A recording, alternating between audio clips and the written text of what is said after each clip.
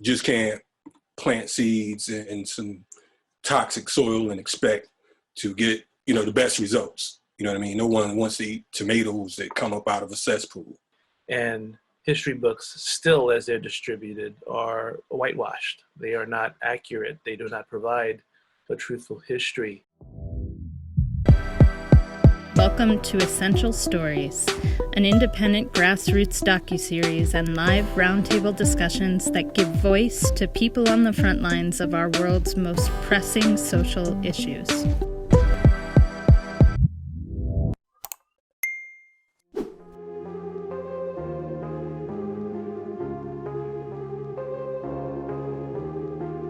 What is the balance? How do we find equilibrium between the inner process as we fight all these battles and try to reconstruct and deconstruct so many different systems that are so embedded and have been for a few hundred years? One of the first things you as a therapist, a psychologist, you do when someone comes in to deal with a crisis is you do an evaluation, and in that evaluation you explore the history. When it comes to racism in this country, that history is 400 plus years. It's definitely a European concept that was spread worldwide. And learning about history is a very difficult thing because the history books that are presented to us in this country are all written from one perspective. And so in order for us to really work through trauma like I would with an individual, I got to get to the real truth. And the real truth involves knowing the history. When we talk about things like our language was stolen or our culture was stolen, we have, I'm just gonna put it out there, we have African people in America who are paying to learn their culture, paying to understand what has been stolen from them. We are unique people. We don't have the same experience as our brothers and sisters who were born and raised on the continent. We're African, but we are displaced. We've been given a nice title of African American, but what does that mean? It means that every 25 years, our right to vote has to be renewed. So we know we're not American. You understand what I'm saying? The fact that here it is in 2020, 500 years since we've encountered these people, we still have to hold up signs talking about Black Lives Matter as if we're animals. This is my Pan-Africanist t-shirt. I have to wear it tonight. Okay. And maybe one day I'll send you one. But I agree with you. Unfortunately, the word community is lost on us. In Ghana, there's an African proverb that says, if you want to go fast, go alone. If you want to go far, go with people. And there's another one that says that when the forest is full of trees, but when you stand in there, you don't see it. But when you stand far, you see how dense it is. So there's some power in community, and the recent activism shows that there's power in numbers. I was looking at my son's history book, the current published in the last few years history book, and in the last week or so I've been going through it trying to find anything that resembles the truth of what I know. And history books still, as they're distributed, are whitewashed. They are not accurate. They do not provide a truthful history. And the history isn't politically correct. I agree with you, KALONJI. There's a lot of truths out there that are not politically correct. And I don't know if, unless we keep on doing our work, I don't know if this country is ready to face the real truth. And the reality is, in order for us to advance, when we talk about racism, we talk about these different ills in society, police terrorism, police brutality, as they call it, the education system, the healthcare system, the environment, we're always looking for reform. And the fact is, you can't reform white supremacy. If you're looking to grow food, the first thing you have to do is you have to make sure that the soil is fertile, right? You just can't plant seeds in some toxic soil and expect to get, the best results. You know what I mean? No one wants to eat tomatoes that come up out of a cesspool. We have to work towards the abolition of this this place. If not, then, you know, we'll just keep having this dialogue, and we'll keep being murdered in the street, and it'll be business as usual. But again, as I said before, you know, Black lives has never mattered in America. And there's no slogan, there's no mantra, there's no amount of white folks that can get out there with signs and join hands with us and wash our feet and all that nonsense. You know what I mean? It's not, that's not going to be the solution. And so however we package it, you know, at the end of the day, we have to figure out what is the solution going to be, not, you know, what's going to pamper us to the next stage. You talked about language, you talked about culture. You'd be surprised to know that so many Africans don't even know their culture. And I mean, I'm learning. I'm still trying to unplug myself from the matrix, because I believe it. We're living in it. We're all plugged in. I'm still trying to unplug myself. Now, my project that I'm working on is taking people's old photographs and digitizing them, because if you don't know what your grandparents used to look like, then you're lost. Then in fact, life starts with you. There has to be a certain reference point. For Black people and for humans, our lives are based on families and the people who came before us. And that is how we learn, and that is how we develop. I feel like one of the best ways to heal this wound is to also address the division within the Aboriginal, Black, Indigenous community.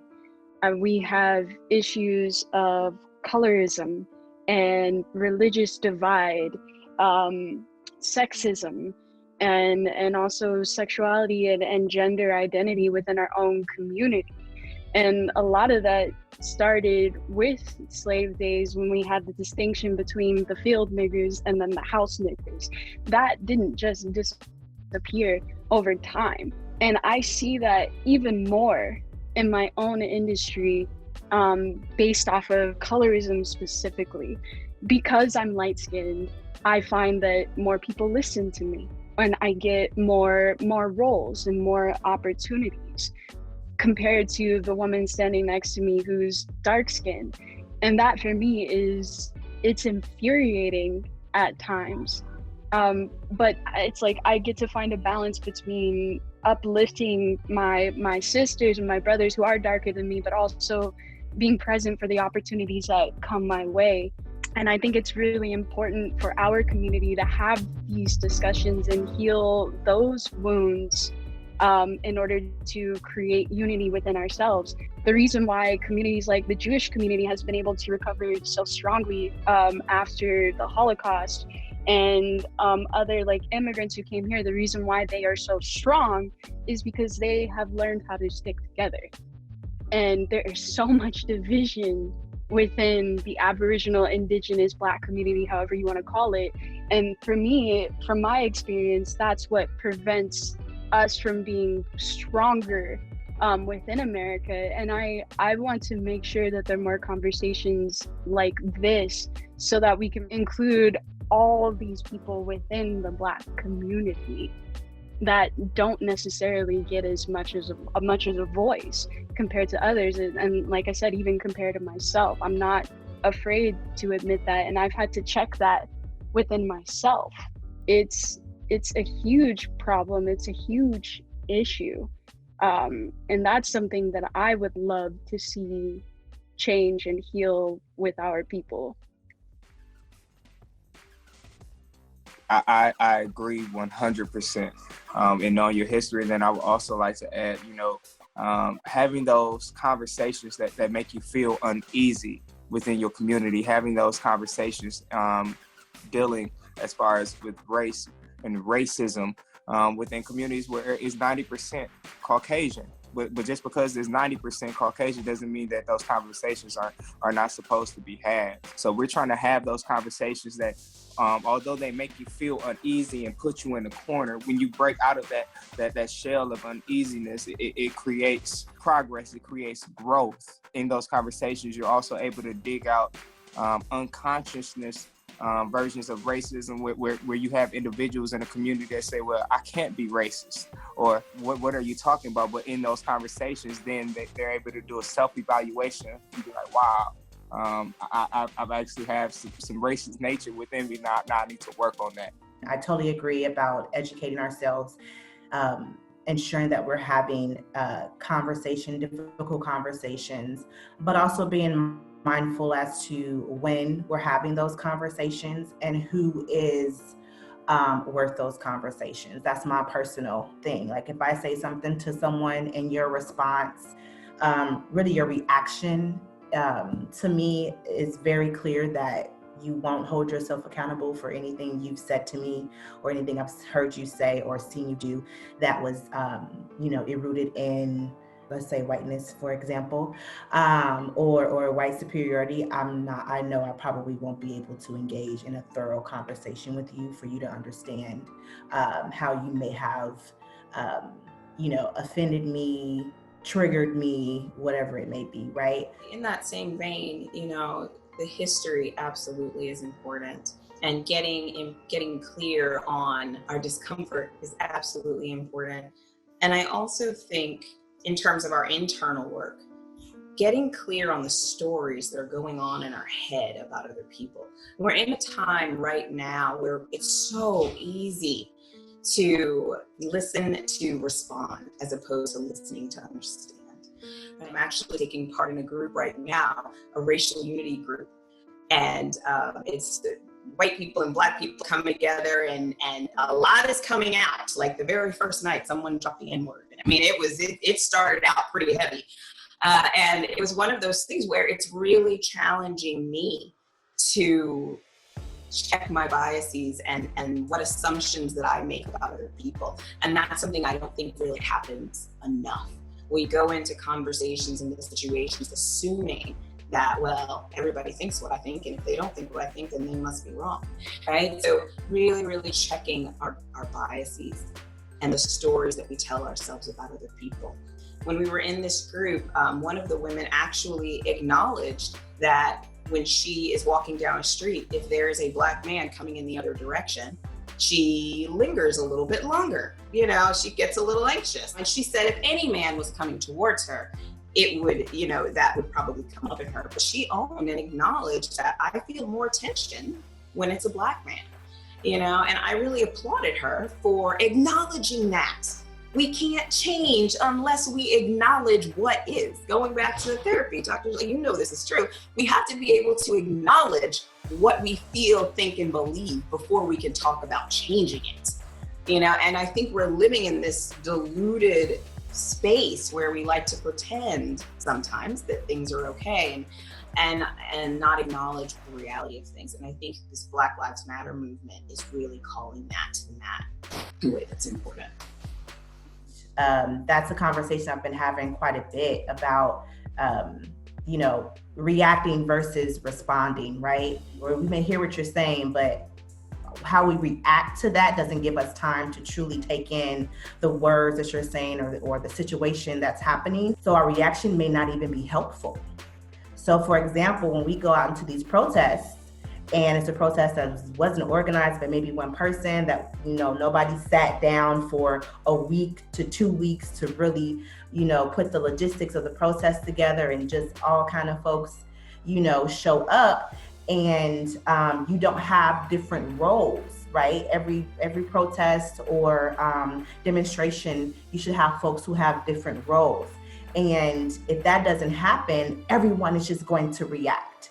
And again, that's not going to be helpful. It's very harmful, as I've seen. So reacting versus responding. Responding gives us time to truly sit and think and say, think to ourselves about the response that we're giving, we may give, and allow us to really say, is this going to be helpful or is this going to be harmful? I feel like it is very important and crucial to be able to take control of the narrative, to be able to call out narratives that do more harm. So for a quick example, last year, my school fairs, they invited Rachel Dolezal, and the topic for Rachel Dolezal was the difficulties and the challenges of being a Black woman in America. Now, for those of you who know who Rachel Dolezal is, know that Rachel Dolezal is not a Black woman, and understand that she's actually a modern day live representation of blackface. So several students, myself and others, we protested on that, and the event was canceled. But being able to stand up and say, like, not allow people to misconstrue and utilize the narrative when they about the Black perspective or about the Black essence, when honestly they don't have that true connection within it. And again, back to history, a reason why a lot of history is whitewashed, because the narrator of that history is white and not Black, you know, so being able to control that narrative when it comes into that.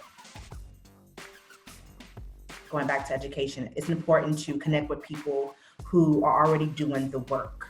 Wherever we're finding ourselves, whatever spaces we're putting ourselves in, I think it's important to find people who are already engaging in the work that we're looking to do.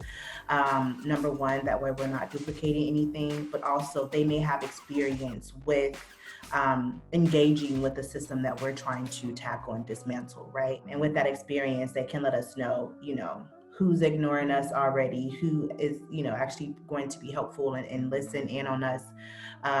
Because again, that preserves our energy. But I also think it's most important to continue to check our intentions and check our contradictions. I know a lot of folks on the ground, a lot of folks who are doing, you know, great work, but their intentions are a little interesting, I'll say. And their rhetoric is very contradicting. And for me, that's infuriating, because you're fighting against someone who has a similar mindset to you.